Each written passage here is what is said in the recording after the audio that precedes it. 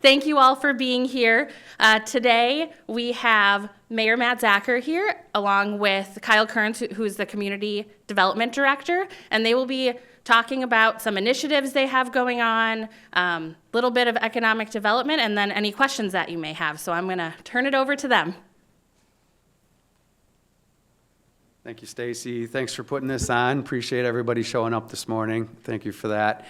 I'm just going to go over and stick to my kind of the same spiel, but it keeps me focused. I put a little whiteboard in my office to make sure that I kind of stay on track in terms of what I want to try to get accomplished in the next, it's kind of going on a year and a half now, so it's a 2-year term. But it definitely helps stay focused because there, as I've come to find out, there's a lot of moving parts in the city and things move really fast. And if you don't stay focused, you can kind of get pulled in a lot of different directions. So the first thing on that is communication was what I wanted. These are things that I learned through my campaign that I wanted to really focus on. And so communication to me meant 2 things. One, interdepartmental, so inside the organization to get the departments closely working together, talking to each other more, coming up with ideas that overlap, being able to save money if we can in any way, excuse me, to be able to keep things moving forward in that direction so that we could then turn our communication efforts to the community so that we were focusing more on making sure that we were hearing what the community wanted and they were understanding better what we were trying to do on a day-to-day basis and accomplish in that way.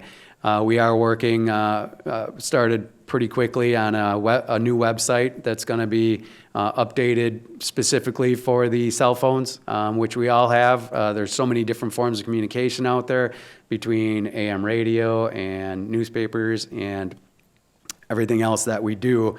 But I think we all can agree, unless something strange happens, we all have cell phones in our pockets no matter what age we are, although some of the older folks have kind of said, no way, I'm not doing it. But for the most part, I see everybody having the cell phones and being able to get our new website on the front page and being able to communicate with everybody that way and having the ability to communicate back, I think is going to be very important. So we're working hard on that. And then the second thing I'm just getting started with right now is the budget. Diving into each department and working on the budget for each department, getting to know the people, understanding where the money flow comes from and how we can work on that. So that's just getting started because it comes fast and we get it to the end of the year. That's going to be coming fast. The third thing is working with the community partners like Chamber of Commerce, CVB, MSTC, the schools, public school systems, private school systems, the county, the city, and working together to build this entrepreneurial spirit in the community that we have to move towards. I think everybody knows it's very clear at this point. I had I don't know, it's kind of a tricky way to put it, but like everybody is allowing me the space to be able to say the mill is closed forever. And that's tough because so much of our history is based on the mill. And we need to respect that and remember what we've learned from that. But at the same time, we're moving into a new economy. And that's going to be a more robust, fast-paced economy that will be way more diverse in terms of just having one big business that we rely on. We're going to have many big businesses coming into what I'm terming an industrial park here in our city, and that's moving fast, and a lot of moving pieces are happening there. And Kyle will touch on that in a little bit. So that is happening, and then that brings me to my fourth point, which is the mill itself and staying a part of that conversation enough that we put the city in the best position possible to make sure that we are not, in a situation where they have the ability to walk away and leave us with a mess and then not have the money to finish the projects that are happening. So we're taking the strides that we can. It's nice that I have some background in, the recycling field from my previous, or the Express Recycling that we still own. And that's helped me be able to have some of the conversations to say these are the things we need to safeguard ourselves from, just knowing that information. So I have no idea what's going on up on that screen right there, but it's I'm going to turn it over to Kyle at this point, and then after he's done sharing some of the bigger projects that are going on, then I will come back and tag team on questions. All right? Thank you. Thanks, Mayor. Sorry to interrupt, but I was remote a little bit yesterday because our chiller was down here at City Hall, so we had 80 degrees plus in our offices. So I was working on 2 different PowerPoints, and I obviously had the wrong PowerPoint up. So I wanted to make sure I had the right PowerPoint for you guys today with the most accurate information as I was updating it through last night and this morning.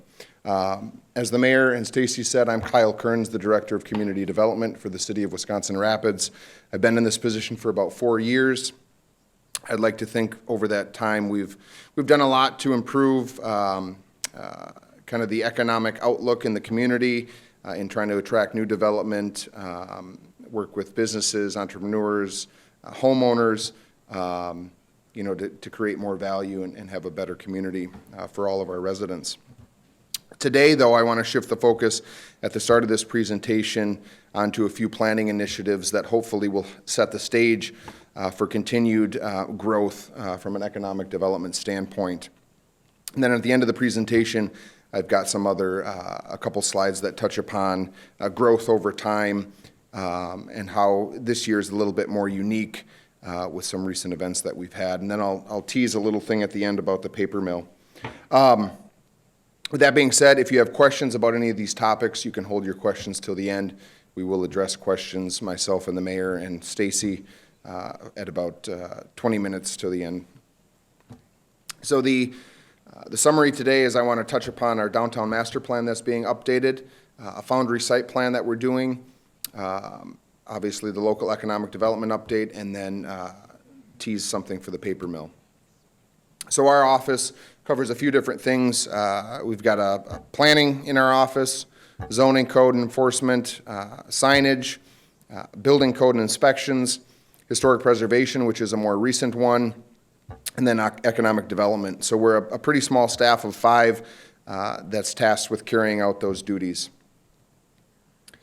Planning goes hand in hand with economic development. As planners, we want to make sure we have a plan to move forward to attract different development, to identify what our community can become over time so that anybody that's investing in our community knows the plan moving forward and where we're looking to invest public dollars in terms of street reconstruction projects or things like the Triangle property and some of the other purchases and properties that we have. So our current plan was from 2009. Typically a downtown plan or an area plan lasts anywhere from 10 to 15 years. So we're obviously approaching that 15-year mark. So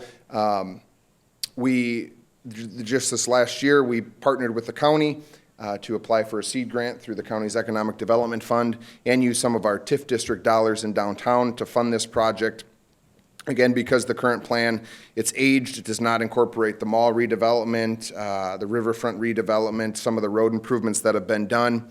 And so there's value to updating that plan and more realistically defining those improvements and what can continue to happen in the downtown to attract new development into the downtown. It also hopefully will recognize other unique things like the paper mill and the opportunity for development there. And the ability to incorporate housing on some infill sites in downtown. This is the previous project area from the 2009 project plan. It identifies the different corridors that come into the downtown and then identifies the project area. So while the paper mill and some of the outlying neighborhoods and everything across the expressway are not included, they obviously are integral to the success of the downtown. However, the project area is primarily within this area, which we haven't necessarily changed a whole lot in the new project plan. This is the old plan as well. As you can see, the mall is still there, still back in 2009. I don't think anyone anticipated that 15 years later we'd have a redevelopment and create some outlots. So again, this does not necessarily realistically identify the future for the downtown. Whoops, here's the east side, and then here's an aerial from 2020 during the YMCA reconstruction project. You can see the senior housing complex here that was carved out. You can see other development parcels, the Tribune parcel over here, and then the Triangle parcel over here. This does not show the expansion of the county courthouse. Again, with the growth that we've seen in downtown, that's part of the reason why we want to incorporate these changes and create this new plan. So after we partnered with the county to address the funding, we released an RFP, a request for proposals, and ultimately selected Bolton and Menk out of the Twin Cities. We really liked them because they had a strong transportation team. They had engineers on staff that can look at transportation because Jackson Street doesn't necessarily function like it used to with all the truck traffic it would carry to the mill. And there's some other streets also that don't function. So in terms of wanting to look at, right, how today and into the future the downtown will function rather than how it previously functioned. So in looking at kind of a new vision and a goal, we obviously want to plan for the existing opportunities we have downtown, some of them that I mentioned. I already touched on transportation, but also placemaking and business attraction, right? Placemaking is the thought that if you create the places like the riverfront or outdoor space, the farmer's market, that the events will follow and that the businesses will want to be in those places. If you can backfill that with housing, then you're kind of creating this circle of life, if you will, to the success of downtowns, and that's ultimately what we're looking to do through this plan. As part of the plan, we've asked the consultant to include three to five key redevelopment areas. A few of them are just noted below. Those aren't the exact redevelopment areas. I can tell you the Triangle will be one of them, which sits out front of the courthouse here. The Tribune Block may be one of them. And there are some other vacant sites in downtown around the periphery that we want the consultant to focus on and identify some renderings and some kind of small development plans of what it could become, so that after we have the plan, we can strategically go in front of different developers and share the information with them that the consultants put together and kind of show them what we envision for these sites.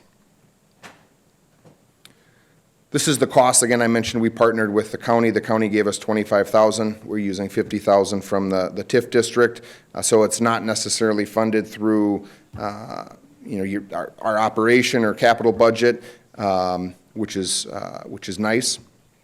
And our timeline is identified there.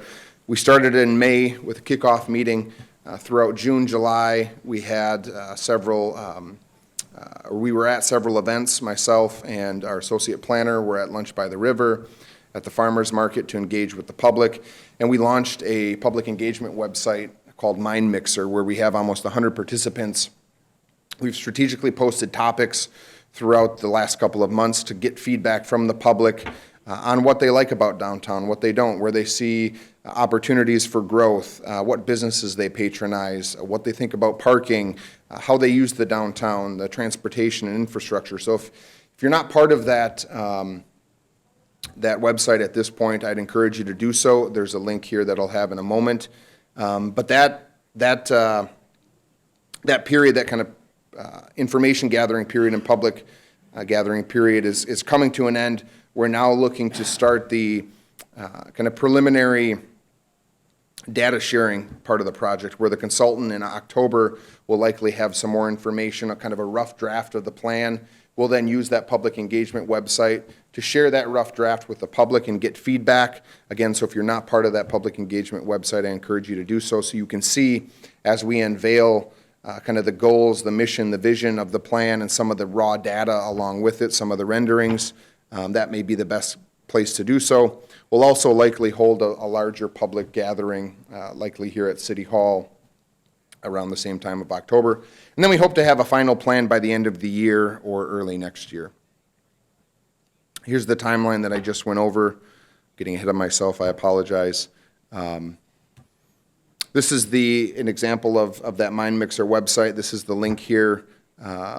If you go to our community development page, planning page, we have a site devoted to the downtown master plan, and I believe Stacy will have this presentation afterwards. But here's an example of how you can participate. We've asked the question above, which is a little bit difficult to see here, and then all these individuals have joined the conversation. Whoops. And then you can pick different answers, right? So what attracts you, or what attractions or services do you think would bring more people to our community? At the end of this project, we'll be consolidating all the answers giving them to the consultant to help formulate some realistic goals and objectives that we can include within the plan. So our next phase, as I said, is the mission vision, kind of preliminary plan details, goals, objectives, and then we'll continue that public engagement with upcoming meetings in September and October, and hope that we'll have a preliminary draft at that same time. The next project I'd like to move into, again, if you have questions regarding the downtown master plan, you can save them to the end. The next project I'd like to move into is the Foundry site plan. So the Foundry site, for those that don't know, is off of Goggins and the Expressway. You've probably driven by it numerous times, and maybe because it's so old and dilapidated, it just doesn't catch your eye anymore. But it is a vacant building. It burned in 2017. The county obtained the property back in, last fall due to back taxes. There were 3 years' worth of back taxes. So the county was able to obtain it. They did so in hoping that the city would take it from the county to pursue a redevelopment, which is our intent. However, we're waiting on some grants from the DNR to do some environmental testing before we take this property. At the same time, the DNR said, hey, we've got some EPA dollars and we can fund a redevelopment plan. So we said, sure, if there's no cost to the city, we'd love to have a more area-specific redevelopment plan for the Foundry site. Ironically, this is on a very similar timeline, maybe a little bit sooner than the downtown master plan. So we'll probably have a plan, I would say, by September, a final plan by September, and we'll be unveiling that to the public as well. But again, this has been an eyesore in the community. It's an attractive nuisance. People have broken in. They've vandalized it. There are some large contaminants within the facility. You'll see in the next couple of pictures here, right? 55-gallon drums of different products there. So it's definitely going to take some time and effort for the city to pursue cleanup here. But the city stands at a unique crossroad in that the owners have completely walked from the site. The county obviously took it on back taxes because they can, but they have no intent to clean it up. Whereas municipalities, we can access DNR resources, Wisconsin Economic Development Corporation resources, EPA dollars to specifically focus on cleanups like this. And this is a great example of a dilapidated site that's causing undue hardship to the community and the residents, and is in dire need of something to happen. So we're doing that something. Unfortunately, that something will probably take 2 to 3 years just due to the grants that we have to apply for and the process that we've got to take to test the soils, demolish the buildings, remediate the soils, and then obviously market the property for future development. Similar to the downtown master plan, we had a community workshop. We were in the neighborhoods. We were at the farmers market sharing the information on this plan because we want to hear from the community and the neighbors especially that live adjacent to this on what they think the highest and best use could be. Ironically, this site is right on the edge of the downtown, so it can assist with the transition from that neighborhood to the downtown and the YMCA in particular.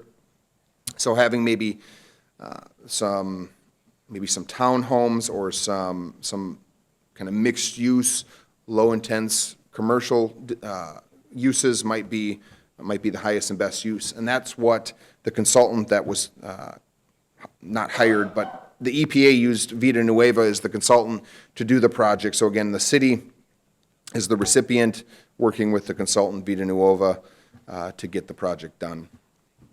They hope to have that final report by August or September of this year. After that, again, we look to do a phase 1 site assessment where we will soil test the site through the phase 1 and phase 2. That's about a year, and then we can access other dollars to do demolition, soil remediation, cleanup, and then ultimately hopefully have a clean site in which we'd look to solicit developers that would develop on it. The final report will have different renderings of highest and best use. It'll have site plans showing where access can come from, how many units, if we do multifamily, could fit there, how many townhomes could fit there. Again, it's nearing the final stages, and the final report will probably be available in the next couple of months here. The last planning initiative I want to mention is the Historic Intensive Survey. So historically in Wisconsin Rapids, a lot of our older buildings have been demolished. A lot of our riverfront, a lot of the city blocks that you see vacant used to have, larger historic structures. They might have been in rough shape, but for several reasons, I think they were obviously demolished. So there wasn't really a proactive effort to maintain some of that history.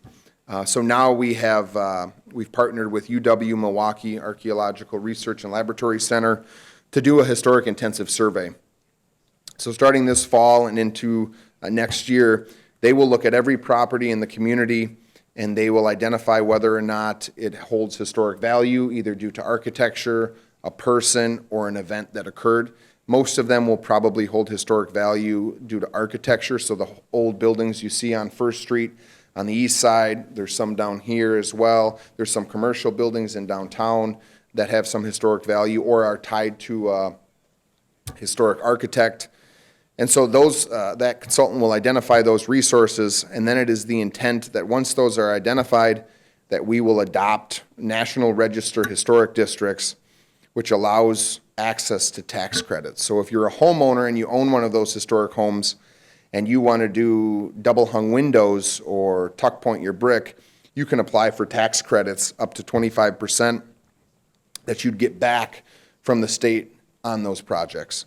So it's a way to get this money back to the community to support and improve their historic buildings. The tax credit is increased to 40%. If you couple it with state and federal tax credits, you can get up to 40% for income producing properties. So properties downtown here, I think one of them, the one behind us, is for sale. If they wanted to do apartments and replace windows and things, they could potentially access 40% tax credits once we have the historic districts adopted. This is not a quick process by any means. It'll probably take 3 to 4 years before we have any historic districts adopted.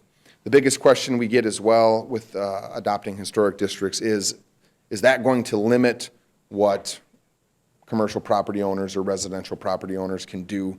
And the answer is no. You could still take your cedar shake siding and replace it with vinyl siding. You can take your roof and replace it with 3D shingles if you wanted to.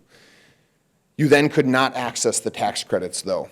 So you can still do what you want to your property, but if you are in one of those districts and you want to access the tax credits, it has to be done historically relevant, following what's called the Secretary for the Interior's architectural standards. So there's federal standards that say, right, if there were double hung windows, transom and bottom slide, you've got to put those back in place if you replace them with a similar material. So it does not in any way regulate, the homeowner's ability to improve the property. It does allow them access to dollars though. So here's an example. If you were to spend, $20,000 on window replacement, you could receive $5,000, or actually it'd be 25%. That was just increased, so it'd be, 25%, $5,000 as a tax credit when you file taxes, and you can claim that over several years. You don't have to take that all in one lump sum. But it hopefully lowers the cost, right, for the homeowner to do those historic improvements. There are additional benefits as well to being in a historic district. I think people will take pride in home ownership. They may invest more money in their homes and their commercial properties. Communities like Marshfield and Point have walking tours. They've done different promotional items within those districts. They've done historic street lighting, historic nameplates, and again, it helps to define the sense of place and promote growth within those neighborhoods. And when outsiders are looking to invest money here, if they know we are proactively trying to protect our historic and cultural resources, I think they will be more inclined to invest their dollars as well. So I noted that it's a 3 to 4 year process. We anticipate 3 to 5 historic districts, likely 1 or 2 in downtown, and then 2 to 3 residential historic districts. Again, it's a lengthy process because we'd be using government dollars, grant dollars to apply for some of these applications, and then it's the federal government that approves historic districts on the national scale, and they don't move quickly, as many of you know. Shifting gears now from those three local planning initiatives, I just wanted to mention a few things on kind of our local economic climate. We're way above where we typically are this year in terms of permits issued. It's primarily due to one event, a storm earlier this year that brought some hail, and most of the permits are in relation to roofing, or what we classify in our system as residential remodels. So we usually average about 1,000 permits a year. We're approaching 1,500 at the end of August. We'll probably get to over 2,000 by the end of the year. So with that, I've summarized some of the last year's values in terms of what we see as new value being added, the number of permits, the amount of fees that are collected. So you'll see in the green highlighted areas, in 2021 we had 11 new commercial projects or additions, 13 in 22, 11 in 23. We're at 5 in 2024, so the 24 numbers are at the bottom of the screen here. In terms of new single family residential, we're slowly kind of growing in terms of the overall numbers. Same with two family. We're at about on average 5 or 6 new homes per year. We've got 4 thus far. 3 new two-family homes this year so far. Again, keep in mind that I don't have the 2020 number here, but everything stopped in 2020 for obvious reasons. We weren't issuing very little new single-family or two-family or multifamily. The uniqueness I want to draw your attention to is we have not had a new multifamily residential apartment complex aside from the Hannah Center and Mary's Place since 2020, since the senior housing complex. I think that's because of rising costs for goods, labor, and I think to tip the scales, you've got to really have a large project. We're talking 100 to 200 units, and we have smaller sites available throughout the community where I don't know if developers are ready to invest in those large projects here, whereas down in Milwaukee, Madison, you're seeing those large multifamily developments. We're still hopeful, though, that as inflation comes down, cost of goods will come down.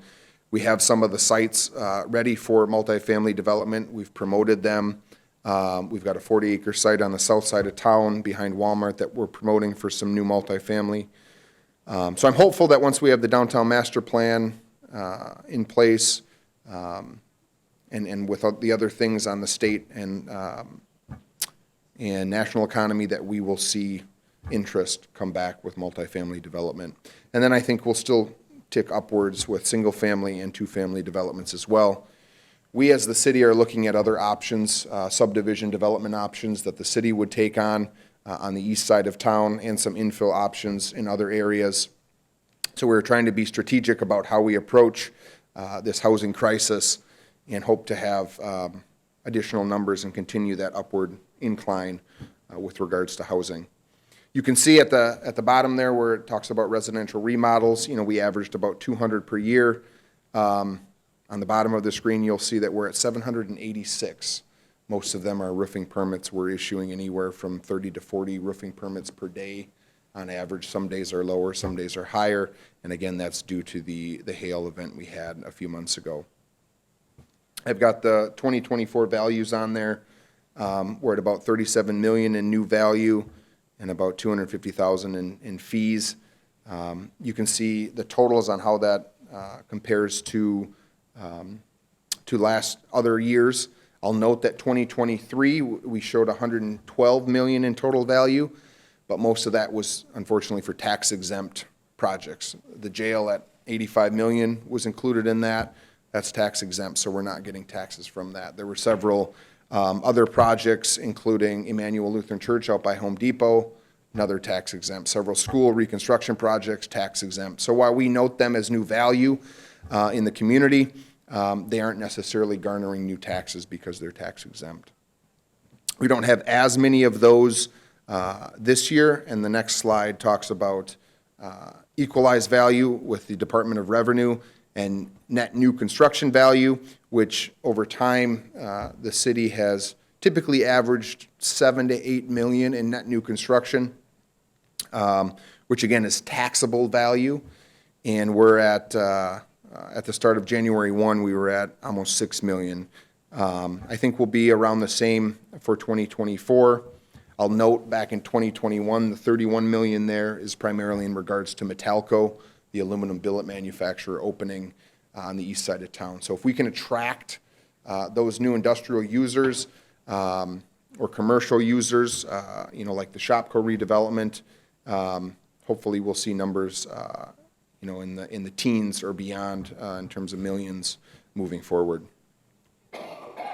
With that, I think there are some things that we'll continue to do. We'll still focus on the infill sites and focus on our downtown master plan and what we can do to promote those opportunities for development.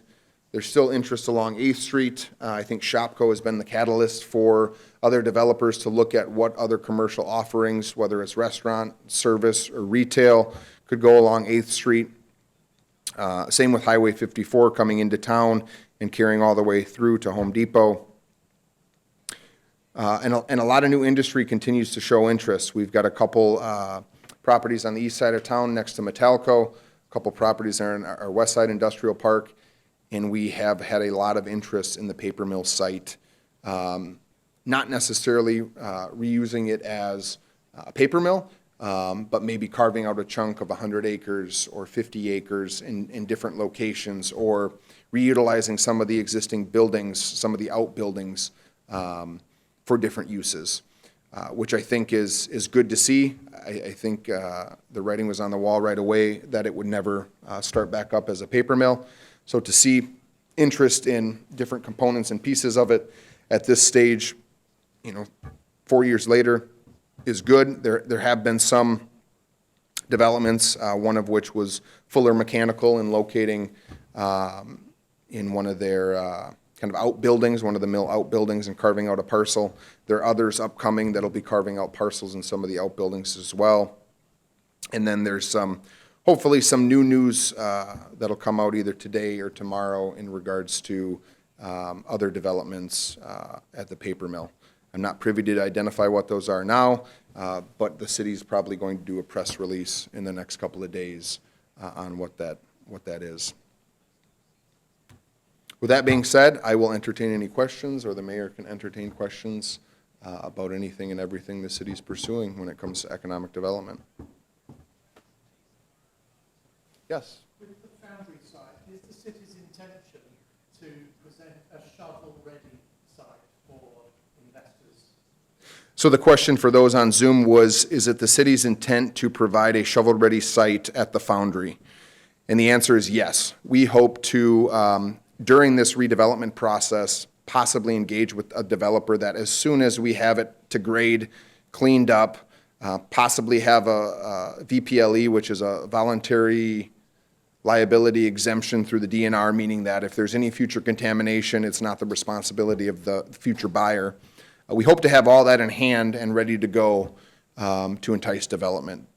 Then it will compete with new development on the periphery that doesn't have contamination. So that's the goal. It's just that goal may take 3 years moving forward.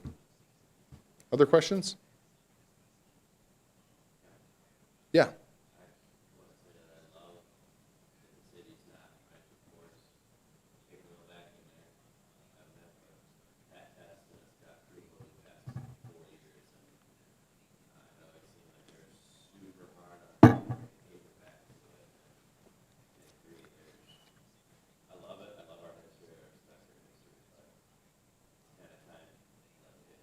Yeah.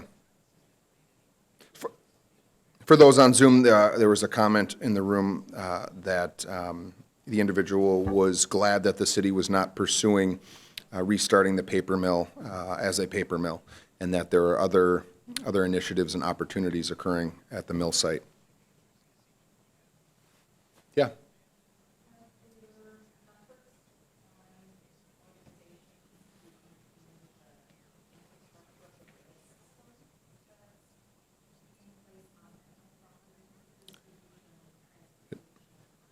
So the question was, are there other opportunities for rail distribution on the paper mill site? And I will say generally that what makes the paper mill site strong are a few things. When you think of the south, we think of the paper mill kind of as two large redevelopment opportunities. You've got the north side, the kraft mill, and you've got the south side, the base mill, paper mill 16, and the converting building.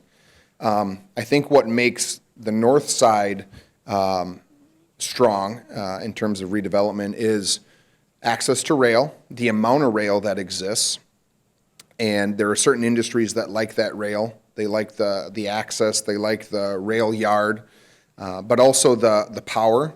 So there's probably 80 megawatts of power there now, and they can take it beyond that to up to 150 megawatts within a year's time. So big industrial users need power, and that's hard to get transformers and things at a new greenfield site in another community, whereas if we have it here ready to go, it sets us apart. The third thing is the availability of flat land, and the fourth is DNR permits to draw water down from the river. So all that is in place on the north side, the kraft mill side of the property, and that's where we've got a ton of interest from, state businesses, national businesses, and then I think a few outside of the states as well that we've responded to different requests in trying to promote this site and those strengths that it has. Yes, that is crucial. Yeah. Does the city have any intention in the future of making like a viaduct go over the railway? Because I've seen trains that will literally cripple the entire city, where it'll reach from north of the viaduct all the way to the south. There's an emergency. The west side's, Yeah. shut down, like there's no way to get across the road. So the question was, does the city have any plans for grade separation on Riverview Expressway? And I'm going to turn it over to the mayor to answer that question. He's a little more involved in that than I am. So before I touch on that, I do want to say there's so many things that do happen, and what I'm learning in government is it's really slow. And it's slow for a reason, but it's really difficult for me because I'm not slow. Like I have very hard time sitting in my office waiting for things to happen. I'd rather be out in the community working with the residents, the businesses, as well as, everybody in the city. And I've learned a ton over the last 4 or 5 months, just how crucial Kyle is to what we do in the city and the education that he has and the energy and knowledge and that he brings to the entire organization in terms of being able to build the economy for the future. So I have a lot of respect for Kyle and what he does here. And then, being able to bridge that gap, what I learned early on is that he got put in a position, it's kind of a thankless position in a lot of ways because he's being asked to do two things: promote the community, but then make everybody follow the rules at the same time. And that's a tough thing to do.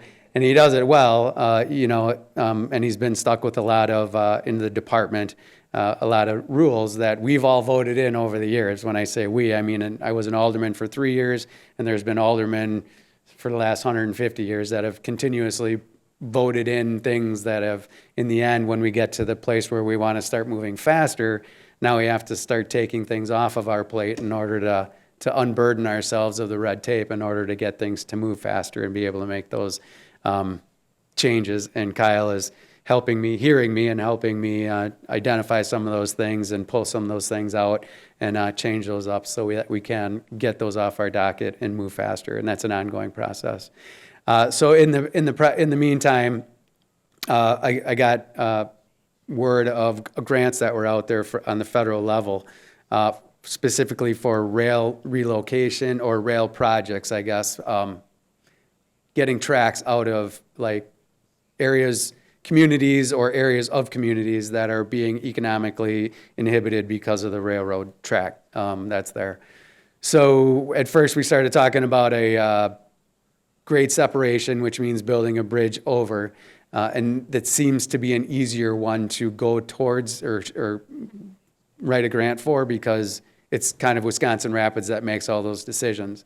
But there's a lot of downsides to it. One, if we put a bridge over Grand Avenue, we'll probably never be able to relocate that track. And if we relocate that track on the other side of the community, we would actually take out about 15 different rail crossings, one being Rams, which is a pain in the butt when we're trying to get the kids to school and everything, all the way into Port Edward. So it would be great, excuse me, for that. Also, it wouldn't look, as much as when you see a picture of it, and I guess if you think about over at Robinson Park, yeah, Robinson Park, where we put the viaduct in there, it works because it's a park and it's not, but this would be right downtown, and from 4 angles, you'd have this big structure there, and it would be a lot of upkeep and everything else. So we're not saying we are not going to do that, but I think we all agreed as a council and the in the government to move towards track relocation. So we're gonna have somebody help us write a grant to try to get some money to help us with the planning efforts to see if we can put all the pieces together, because it's private land ownership, the county, the city, some of the other communities. CN Railroad would obviously be involved in that. So there's a lot of moving parts again that, I feel like one of my strengths is just being pleasantly persistent, and I'll just keep going and keep going and keep going to figure out if we can do it, to be able to get to the end. If it's no, we know for sure there's no other way to do it. But if there's a possible way to do it, then this is what we want to do, because it's part of the whole, dynamics of this right now, the west side, the redevelopment downtown, the new industrial park. And if we can get that track relocated out of there, that opens up investment into the whole west side and get some of those houses, looking better, and bring some more businesses in. And we got a great industrial park there too as well that can be connected. So any other questions in terms of that? All right. Other questions generally about economic development? Go ahead in the back. I appreciate your respect the fact that you are working to grow the downtown, but what do you foresee for your 8th Street?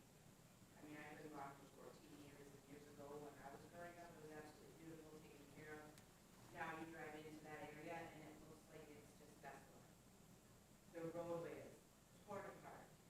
You've got businesses along the way that are so worn down. You've got things that are just falling apart. How can you assist the city as well as growing downtown? I mean, you've got so much thought and process into this area, which is awesome. However, I feel like there's a loss for the rest of the city that if it was upkept, it would look phenomenal. It's like an invite coming in from the south. You want it to look beautiful and gorgeous and well taken care of, whereas now it's not inviting. Yeah. So the question was, what is the city doing in regards to the 8th Street corridor, very similar to what the city's doing in downtown to revitalize the area.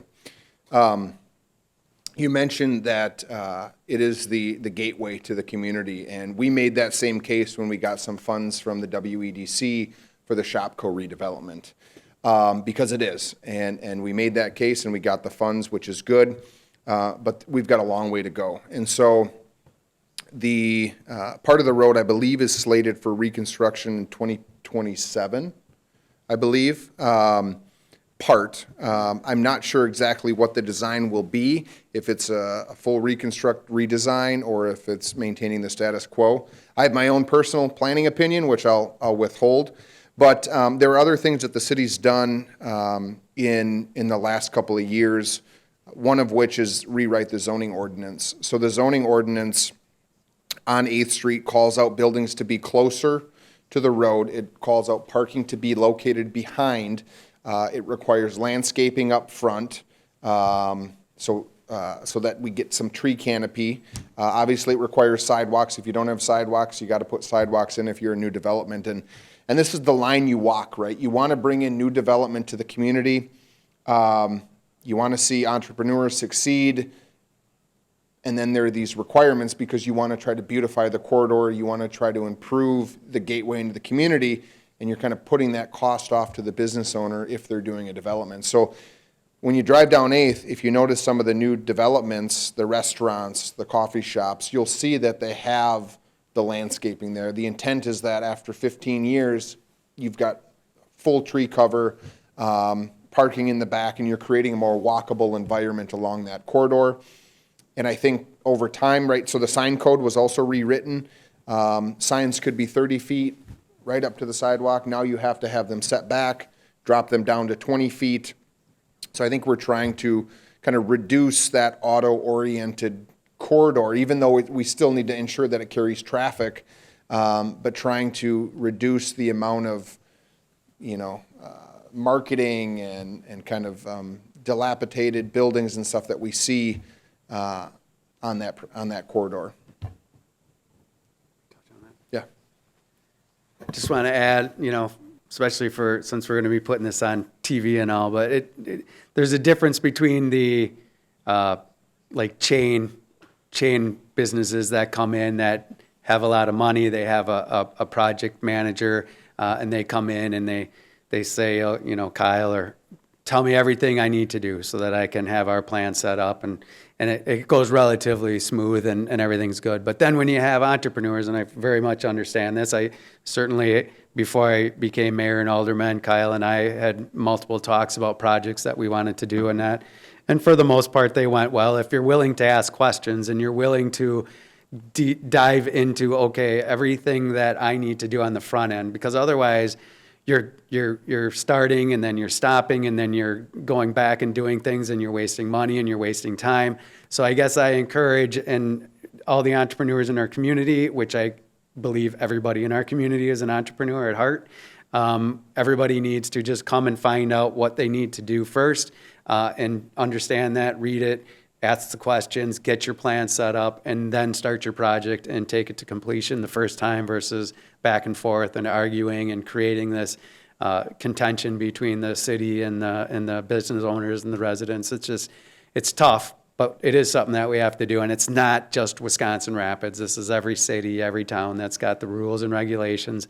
But again, I just encourage you to do your homework on the front end, and that makes things go much smoother. Next question. Go ahead. Kyle, the growth of tourism and hospitality is obviously important for this community as we continue to grow. Some of the major industries have fallen. What about development in the city assisting in hotel development in that area for the community itself? The question was in regards to hospitality and tourism within the community, and if the city's doing anything to grow that industry or assist with that industry. So my answer to that is, in talking to Meredith, who's the expert in the room, I think we're lacking rooms when it comes to these events. Whenever we can't host an event and keep all of the people within the community, they're spending their dollars in other communities like Plover and Marshfield, who have the hotel rooms. So that's lost revenue ultimately. We've done, I would say in the last couple of years, we've responded to a few interested developers in doing hotels. I think we lucked out when the Hotel Mead came up for sale, and we had another interested party utilize it as a hotel, because there were others that wanted to transform it into housing, different types of housing, which is a need as well. But I think it's a lot better in a downtown to have a facility like that, to have those available rooms. I think we could probably do some things to be more proactive and promote it. At the end of the day, the properties that we have that the city owns and operates probably aren't necessarily the appropriate size to do like a hotel convention center. So it's, I think, connecting with or finding those properties. There's one on 54 when you come into town, trying to establish a relationship with those owners to say, hey, have you thought of? And if there's a hurdle like, land cost, land price, can the city utilize other dollars, state, federal, or TIF dollars to try to bridge that gap with that landowner and or developer? So we've done that a little bit. We just haven't been able to make it happen. Meredith, did you want to add anything to the lack of rooms in the community? Okay.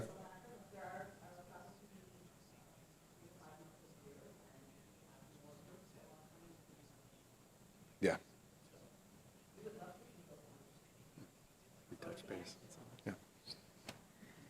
I just want to add to one of the things I've come across over the last few months is a lot of folks that are coming to me and saying, you know, you should go into this business and tell them, you know, X, Y, Z and how to run their business, clean up their act.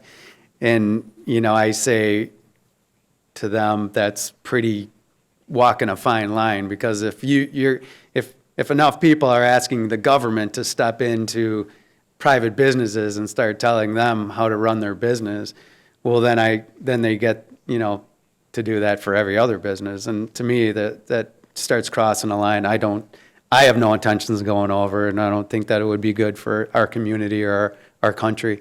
What I tell them is, I think what you should do is look at that business and talk to that owner and see if they want to sell it so that you can build it into what you think would be great for the community, or go ahead and start a new one that competes with them and put them out of business. I think that's the proper way for us to handle the things in our community that are older, they're run down. Like we are an older community, and a lot of the small businesses that were here for a long time, and they're looking to retire. They don't have the same amount of energy or passion that they did. So we need the younger generations to step up and buy those or start their own or whatever it is that's going on. That's what I encourage everybody to do versus trying to step on the toes of other businesses. And that goes in line with a lot of the rooms that we do have in town.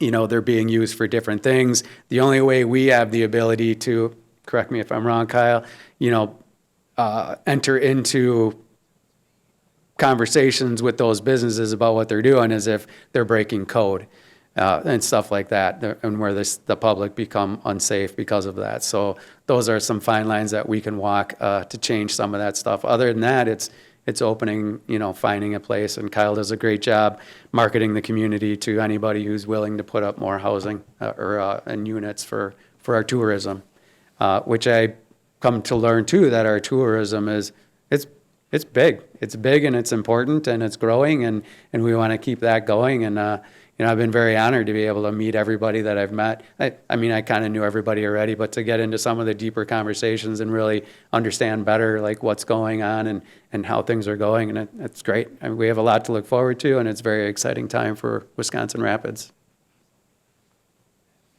So there are no questions on Zoom. We're at the 9:30 mark. Do you want me to keep fielding questions, or do we have a hard stop, Stacy? Okay. Other questions? Yeah. Just a question related to the hotel rooms and also housing. Do you have figures for how many of our motel rooms are being used for short and medium-term housing rather than for what you might call tourism? Yeah, I personally do not have figures. I don't know if Meredith does, but it brings up an interesting question of enforcement. So the state and our zoning code, I believe, identifies a tourist as somebody who's transient for 30 days, basically. That's the cutoff. So if you're staying in a hotel room, you can be there for 30 days as transient. Beyond that, you're permanent.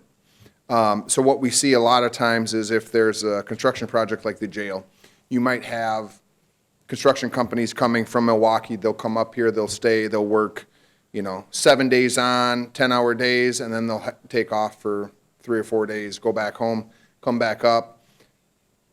Because they've left now, does that re-trigger? And the way we've looked at it is that now starts a new date when they come back.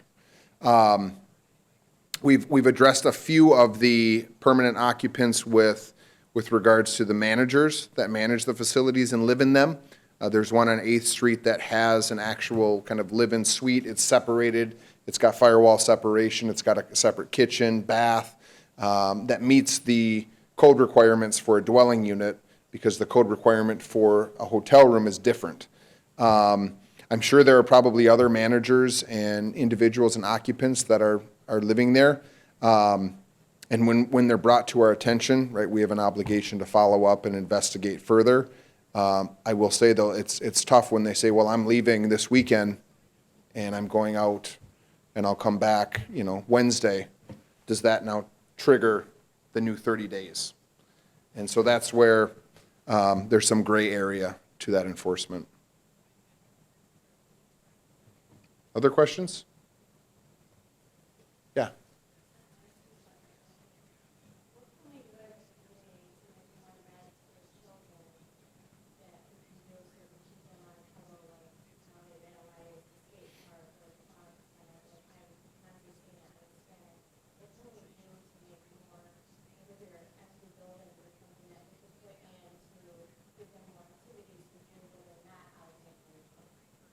Yeah, the first question was, how can we engage with children or kids within the community so they're not getting in trouble? I think to answer that question, if you look around the downtown, the city's done quite a bit in terms of park space, trail reconstruction, wayfinding signage, the aquatic center, right, the Whitterfield improvements. I think we're blessed to have the Boys and Girls Club and the YMCA here in downtown. At the end of the day, though, I think there'll probably always be a certain level of vandalism. The city's not as focused on the events, right? We leave that up to our community organizations to kind of fill that role and fill that gap. But when it comes to infrastructure, I think the council was pretty clear a few years ago when they built the aquatic center that it's a place for residents and non-residents to come and spend their time. And so I think maybe continuing to think about what we can do to create those spaces. It ties into placemaking in the downtown, and one of the more recent ones is the pickleball courts at Mead. Not everyone plays pickleball, but that's an improvement, again, that the Parks Department is looking to make, and other ones that we can look to make to offer opportunities to our young.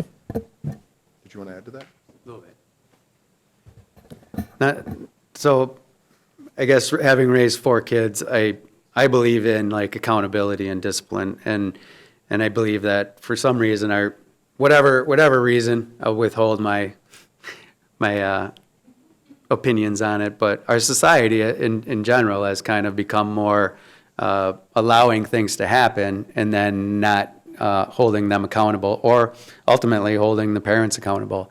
Now, there's another side to that, depending on what's going on in the house and where those parents are at and what level of drugs is involved in that, or mental illnesses that might be happening. But we do find, for the most part, a lot of times the parents just are taking a hands-off approach, and that's not okay, in my opinion.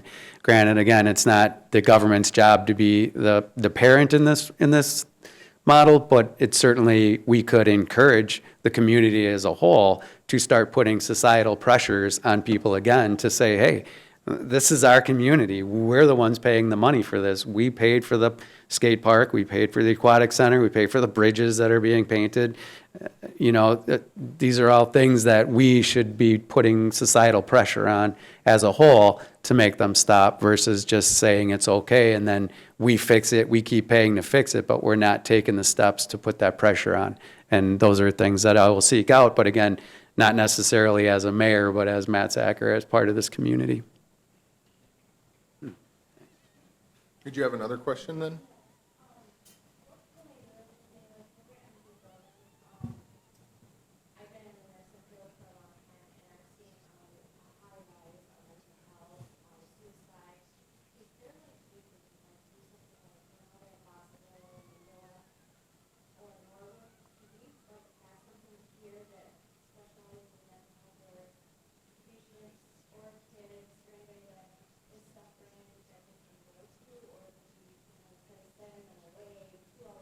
Yeah.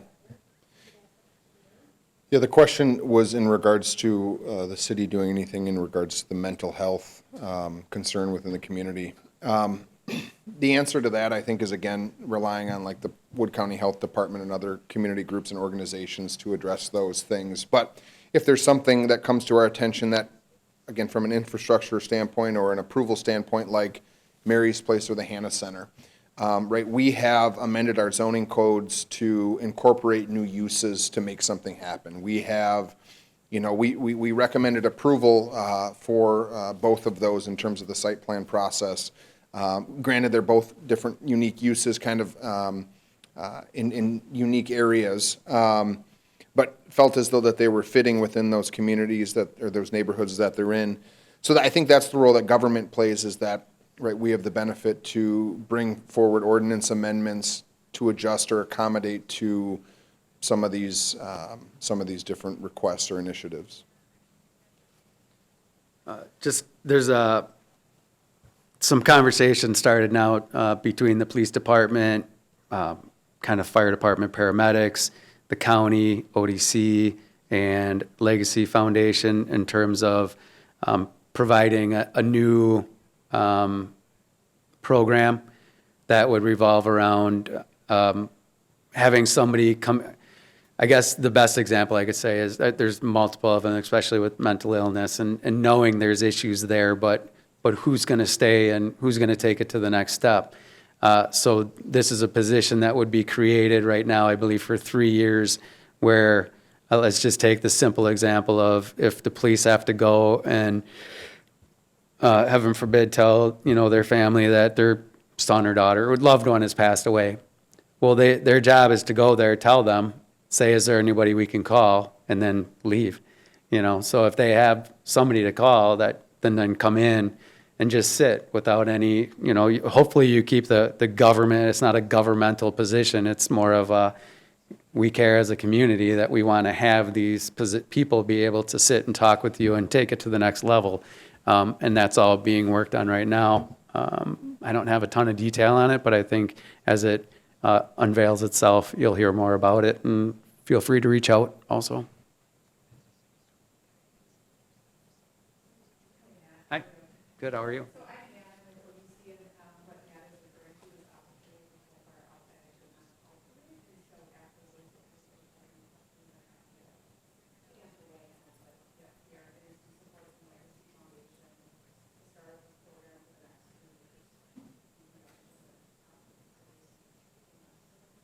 Good. So I had some information. That's good. Thanks. Angel?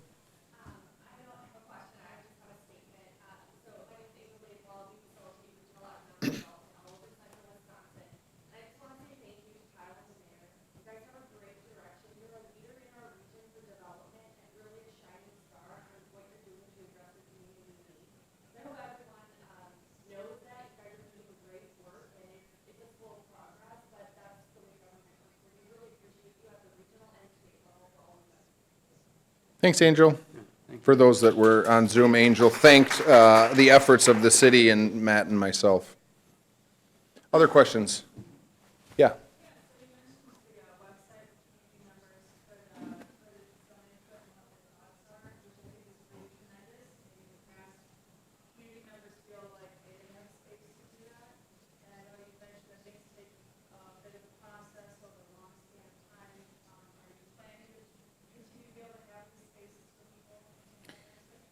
Yeah, so you're referencing the downtown master plan pages. So there's opportunity to carry that forward with different projects that the city or initiatives that the city is pursuing. There's obviously a cost to that, but I think there might be another opportunity that will present itself through the city's website redesign.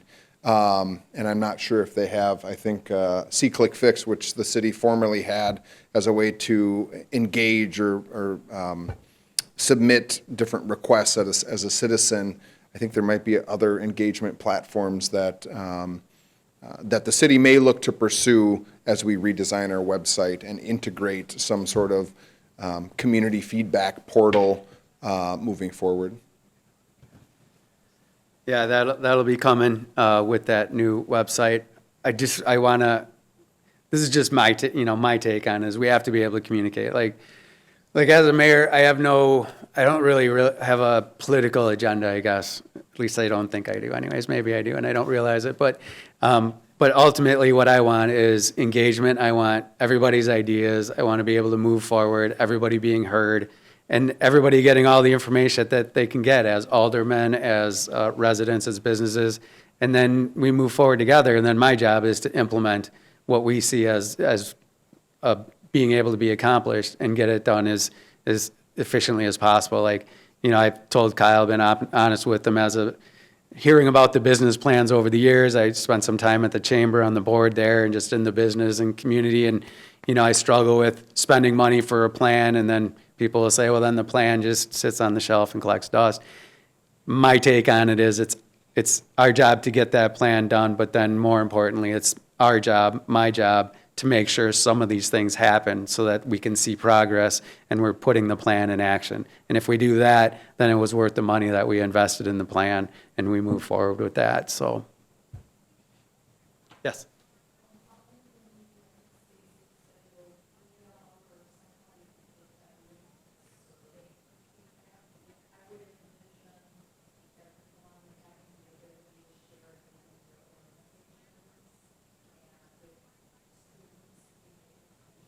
Oh, for sure.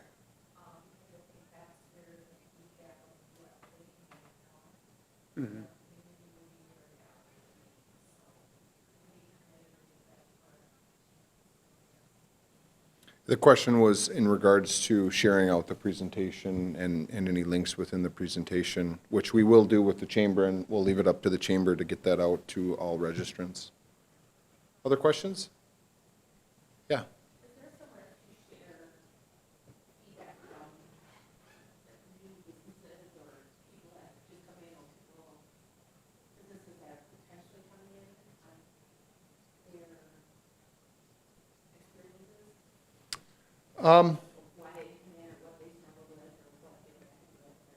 Yeah, we don't necessarily have a devoted page to like testimonials, business testimonials.